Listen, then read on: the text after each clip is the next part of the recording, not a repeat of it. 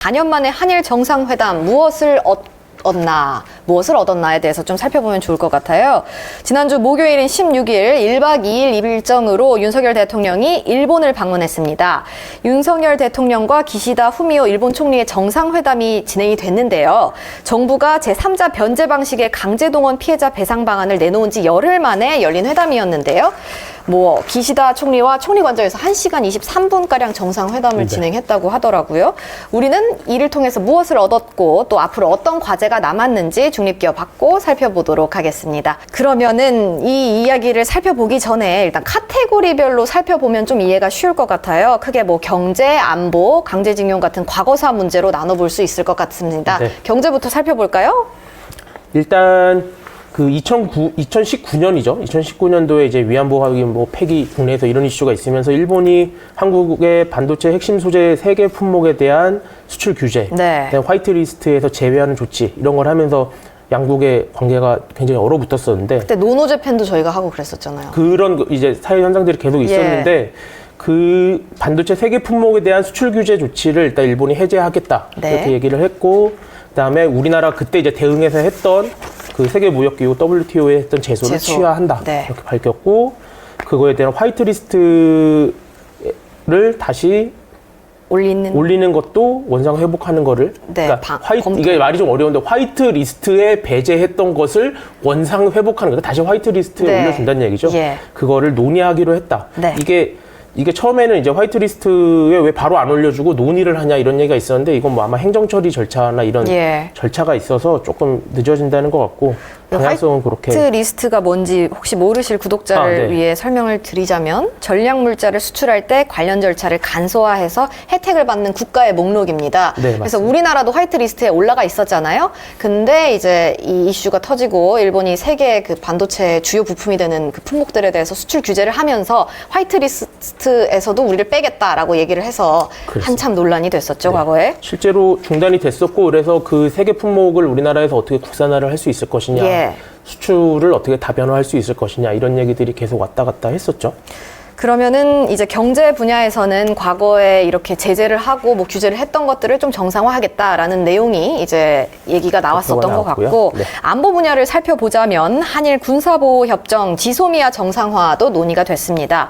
앞서 언급한 화이트리스트랑도 좀 연관이 있죠? 네, 그러니까 이제 안보랑 경제에 걸쳐서 이제 복합적으로 이게 사실 꼬였던 건데 그거를 정상화를 하겠다 이렇게 논의를 한 것이고 이것도 2019년에 이제 이슈가 있고 나서 그때 똑같이 이제 지소미아 이렇게 중단 이런 얘기가 됐었는데 그거를 이게 조건부 종료 유예 상대 말이 또 어려운데 자 조건부로 종료하는 걸 유예한다. 그러니까 이게 약간 하고는 있는데 이게 누가 먼저 종료를 해도 전혀 이상하지 않는 상황이라서 이제 거기서 이제 조건부 딱지를 떼고 이제 다시 정상화를 추진하겠다 이런 얘기입니다. 그래서 지금도 이제 북한 미사일 정보나 이런 것들 군사 정보들이 지소미아를 통해서 공유는 되고 있으나 지위가 불안정했었는데 그거를 이제 정상화시키겠다 이런 얘기로 보시면 되겠습니다. 근데 또 한일 정상회담이 저희가 지난주 신석호 부국장과도 다뤘었는데 북한의 도발 계속되고 있잖아요. 그리고 한일 정상회담이 열리던 16일에도 북한이 대륙간 탄도미사일을 발사했잖아요. 그래서 한일 간 공조가 굉장히 중요하다라는 거를 이제 다시 한번 확인을 한 것 같습니다. 보면 그 지소미아 정상화 문제를 한국 측에서 먼저 언급을 했다고 해요. 그래서 그거에 대한 양국의 니즈가 아마 있었을 텐데 정상화 됐다는 건 어느 정도 평가할 수 있는 부분인 것 같습니다. 사실 경제나 안보 분야에서는 양국이 합의를 할 만한 그런 아까 말씀하신 것처럼 니즈가 서로 충족이 됐기 때문에 합의가 빨리 이루어진 것 같은데요. 여전히 의견 차를 보인 부분도 있었습니다. 강제징용 배상 등에 관한 문제인데요. 사죄는 또 없었습니다. 네, 직접적인 사과는 없었고 피고 기업들이라고 하죠 보통. 그 미쓰비시 중공업 이런 분들에 대한 어떻게 기여할 것인가 이런 거에 대한 언급도 없었습니다. 다음에 이제 기자회견에서 얘기한 것이 일본 정부는 1998년 10월에 발표된 이란 공동선언을 포함해 역사 인식에 대한 역대 내각의 입장을 계속하고 있음을 확인했다. 이렇게만 표를 얘기를 했고 근데 이게 또 식민 지배에 대한 통절한 반성 이런 구체적인 내용을 언급한 건 아니고 뭉뚱그려서 얘기한 거잖아요. 그렇습니다. 이게 이제 이걸 약간 비판적으로 보시는 분들은 이 김대중 오부치 공동선언 그렇다 치고 그 예. 이후에 아베 내각에서 했던 그런 것까지 계승을 한다라고 나중에 말을 바꾸면 어떡하냐? 그쵸. 뭐 이런 식의 이제 예. 짚고 넘어가야 된다. 네, 그런 얘기들을 하고 있고 일단 사과와 관련된 어떤 직접적인 표현이 등장하지 않는다라는 데서 어쨌든 이 한국에 갖고 있는 국민들이 갖고 있는 약간 그 정서를 많이 역행하는 것 네. 같은 느낌을 받으셨겠죠. 국민 정서가 그렇게 반영이 된 내용은 아니었어요, 사실. 네. 전 그렇게 생각하는데. 그리고 뭐 구상권 행사도 하지 않을 걸로 예. 기대한다. 그리고 윤석열 대통령도 우리도 안 그런 걸 하겠다. 상정하지 않고 네. 있다. 뭐 이런 내용도 못을 나왔고. 박았죠. 네. 근데 다만 이렇게 했는데 그 강제징용 관련해서 이제 우리나라에서 발표를 할 때도 박진영 외교부 장관이 뭐 물컵의 절반을 우리가 그렇죠. 채웠고 네. 나머지 절반을 일본에서 채워줄 걸로 기대를 한다. 이런 발언을 해서 이게 한일 정상회담 하고 난 다음에 어떤 식으로 구체화된 내용들이 나올 거에 대해서 사실은 관심들이 많았었는데 네. 그거에 관련된 내용이 이제 없었죠. 사실상 없었기 때문에. 그래서 뭐 알맹이가 없는 정상회담이었다 이런 네. 얘기가 있었잖아요. 그래서 발표 자체도 사실은 지금 그 배상 제3자 면제를 발표한 것도 약간 의아하다라는 의견들이 있었는데 거기다가 물컵 반 얘기까지 나왔는데 거기서 또 진전되는 게 없으니까 예. 이게 어떻게 되는 거지? 그쵸. 라는 의구심이 들게 되는 부분인 거죠.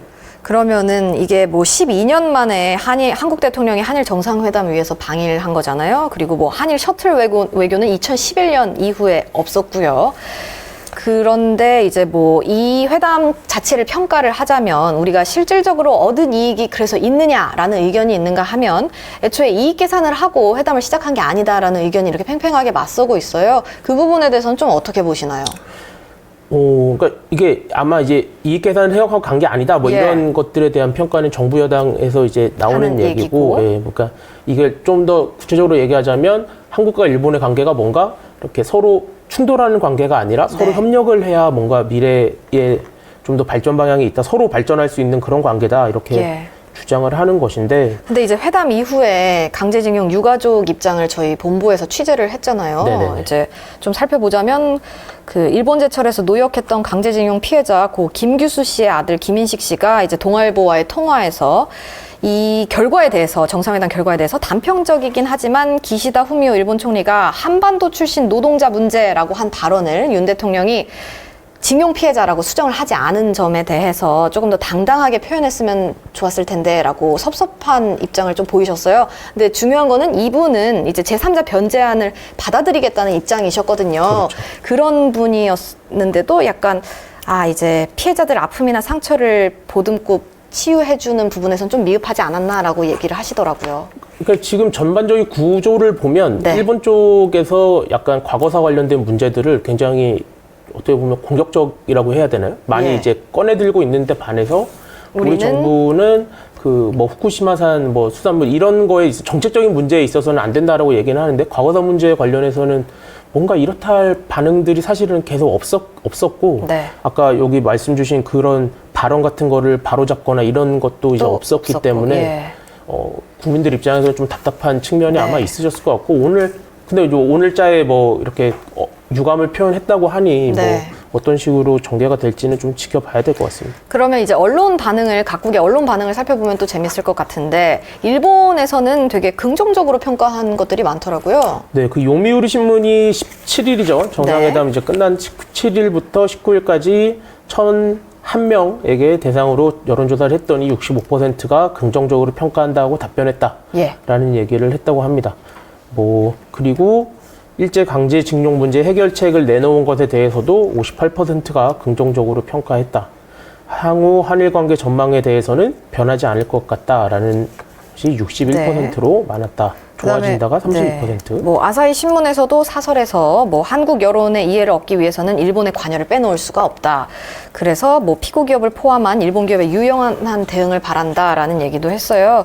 그리고 뭐 도쿄가스라는 공기업에서 일본 공기업에서 한국과 사랑에 빠진 엄마라는 CF를 방영을 했잖아요. 광고를. 네.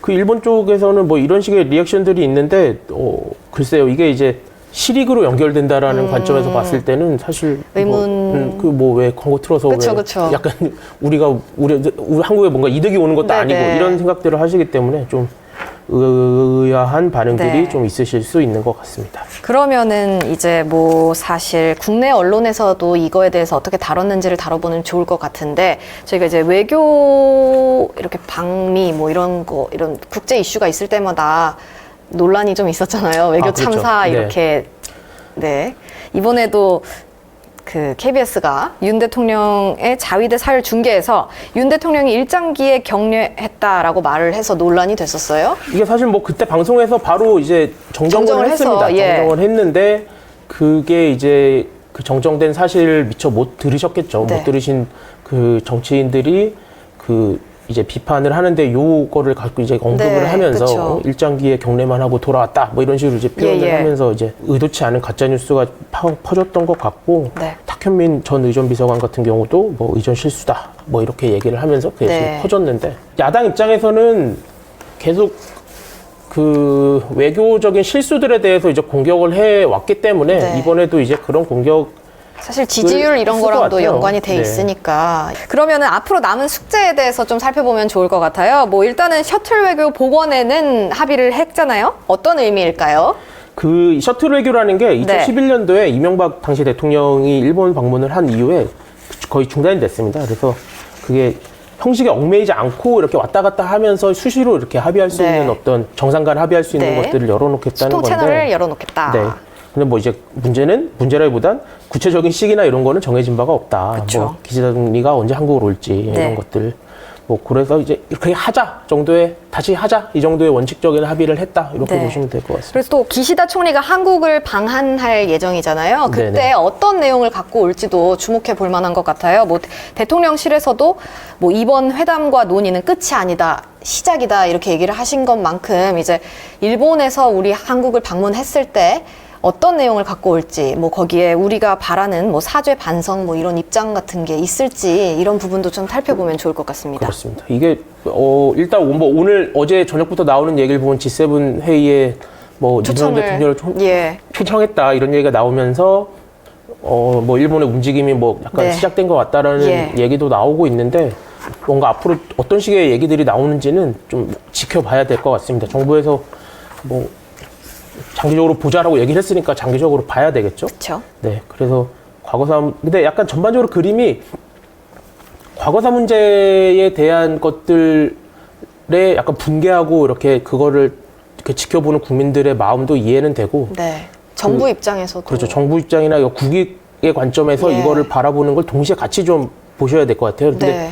이게 지금 주장들이 두 개가 막 이렇게 엉켜서 이것과 이것이 막 엉켜서 지금 혼란스럽게 약간 전개가 되고 있기 때문에 그거를 저희 구독자분들은 보실 때 약간 분리한다기보단 같이 결을 좀 나눠서 보시면 아마 좀 더 이해하시기가 좀 편할 것 같고 네. 그럴 것 같습니다. 네, 그럼 마무리하기 전에 이제 구독자분들께서 이 이슈에 대해서 어떤 의견 주셨는지 살펴보고 가겠습니다.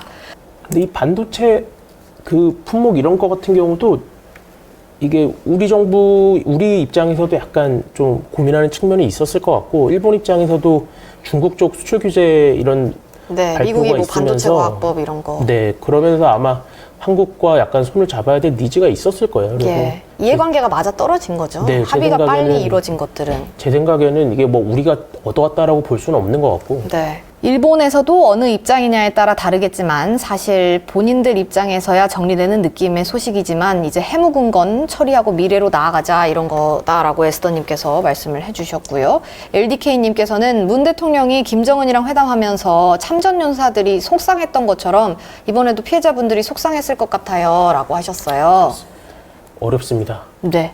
혹시 뭐 더 이 이슈에 대해서 하시고 싶으신 말씀이 있으실까요? 잘 지켜보자 이런 얘기인 것 같습니다. 이게 네.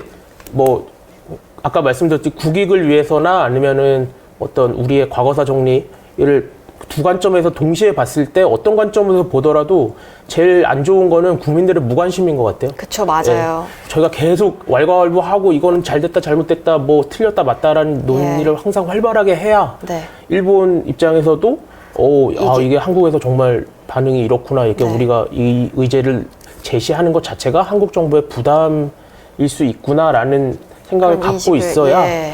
우리나라가 좀 더 협상을 하더라도 어떤 방향에서라도 네, 협상을 좀 할 때 좀 더 유리할. 유리하지 않을까. 저희가 꾸준히 관심을 갖는 게 국익인 것 같습니다. 네, 꾸준한 관심이 필요하다라는 말씀이셨고요. 권기범 기자님 오늘도 수고하셨습니다. 네, 고생하셨습니다. 감사합니다.